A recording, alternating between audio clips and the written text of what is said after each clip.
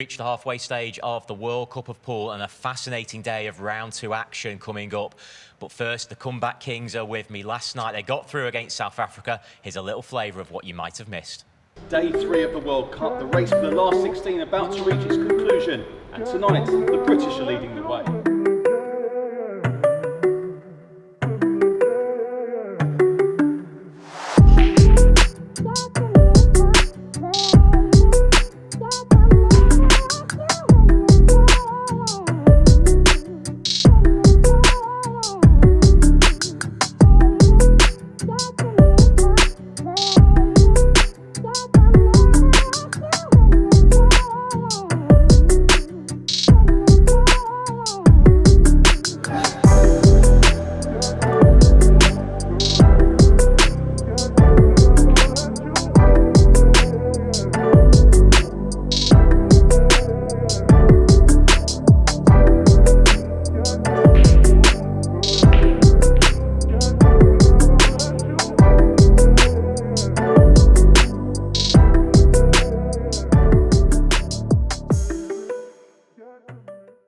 So what a brilliant day 3 it was. It was billed as Super Tuesday and it lived up to its expectation. And with me, 2 of the guys who went through last night are last-minute replacements. My usual partner, Carl Boys, and Darren Appleton with me for this one as well.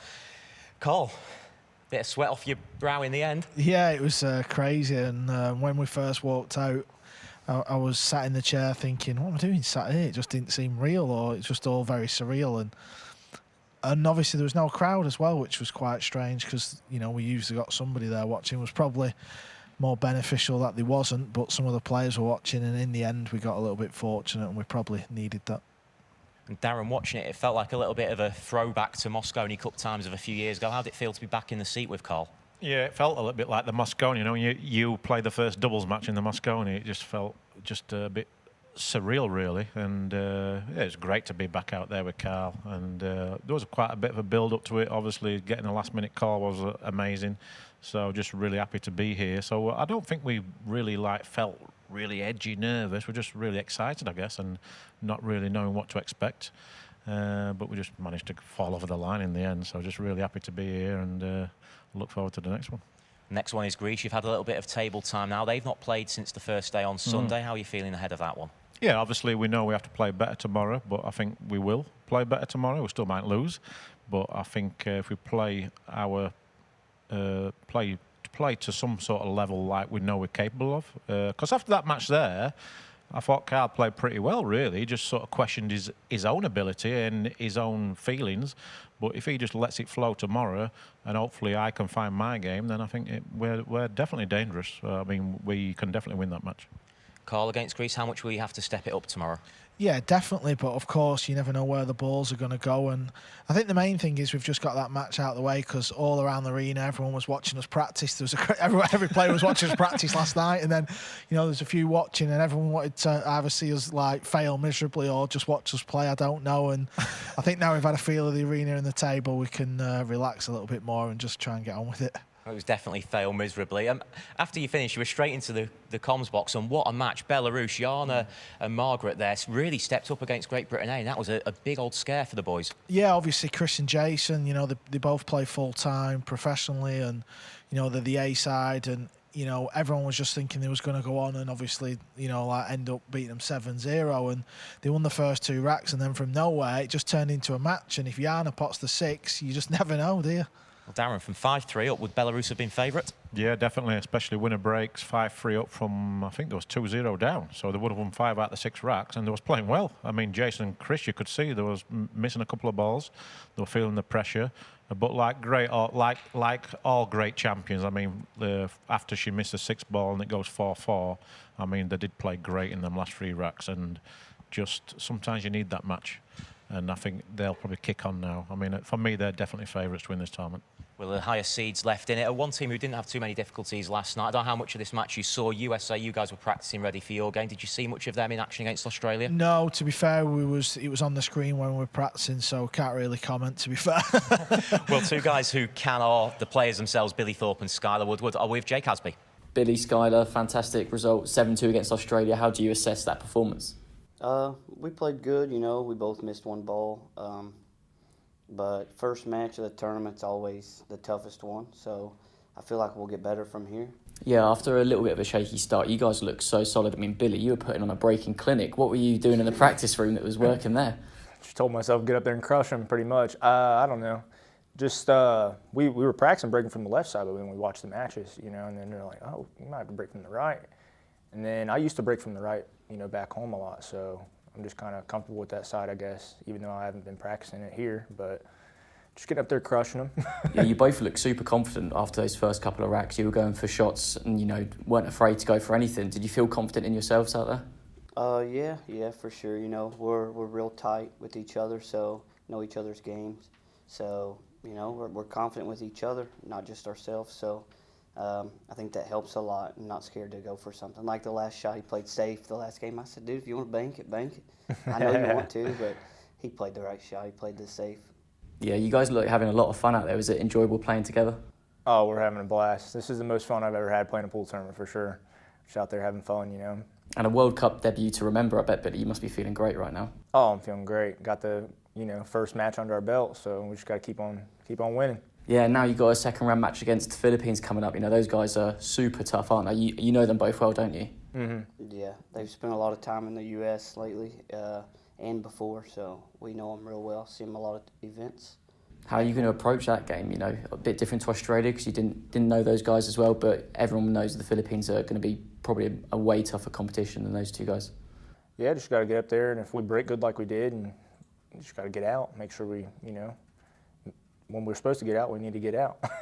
Well, congrats, guys. We'll see you in the next round. Thank you. Thank you. So USA through to round 2, where tonight they take on the Philippines. What a clash that will be. We'll have a chat about that in just a moment. But first, Darren's jumped out, and Emily Frazer, MD of Matchroom Multisport, is with me now to talk about a big day yesterday, Emily, for the ladies. Kelly and Alison for Great Britain B in the afternoon didn't really get too many clear opportunities at the table, but then in the evening, so Chris Mellon and Jason Shaw were sweating, and it wasn't the arena lights doing it. It was Jana and Margarita.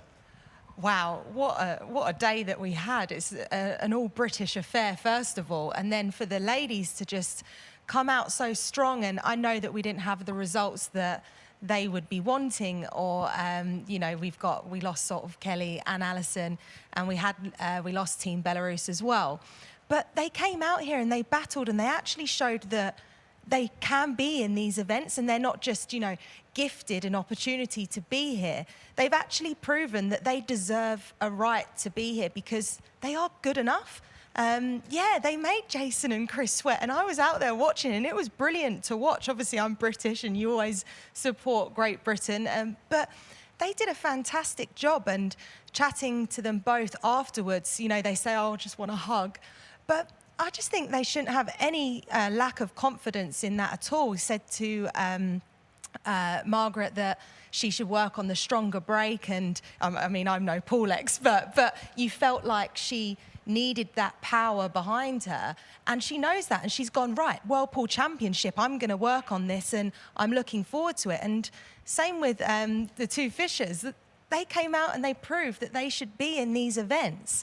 And now, what an excitement for all of the women watching in pool to say, okay, I could potentially be in the World Cup of Pool. I can be in the World Pool Masters. What's not to say in 2-3 years' time that a female can actually earn the right into the Moscone Cup through rankings? This is what this stage is setting up for. These are why we're creating these opportunities. And they're not getting whitewashed 7-0. They're proving their own out there, and I feel really proud. Well, you mentioned the World Pool Masters, of course. Kelly Fisher will be back there, as will Kristina Katach of Russia, who was here for Championship League Pool a few weeks ago and gave a really good account of herself as well. Exactly that. Championship League Pool, they managed to fight through a few groups, and they didn't, fall the first hurdle. The viewing figures were humongous that for the all-female matches that has sparked an interest for us at Matchroom Pool to say, should we be doing all-female events? Is there something that we're missing there? So creating opportunities like this makes us realise that maybe there's something else that we should be doing. But I mean, Christina, she's been messaging me this evening saying she's really excited about the World Pool Masters, and she was nervous at Championship League Pool. I walked alongside with her to her hotel room, and she was like, oh, I feel really nervous about tomorrow. I haven't been out there before. now she's like, I'm pumped to get out there for the Whirlpool Masters. And she's, you know, raced to 7. I think she's got a really good opportunity there. I'm excited to see. Carl Henley was giving a few breaking tips out there. Are you going to go and get a bit of tips from her as well? She must have been listening to me in comms, that's all I'll say.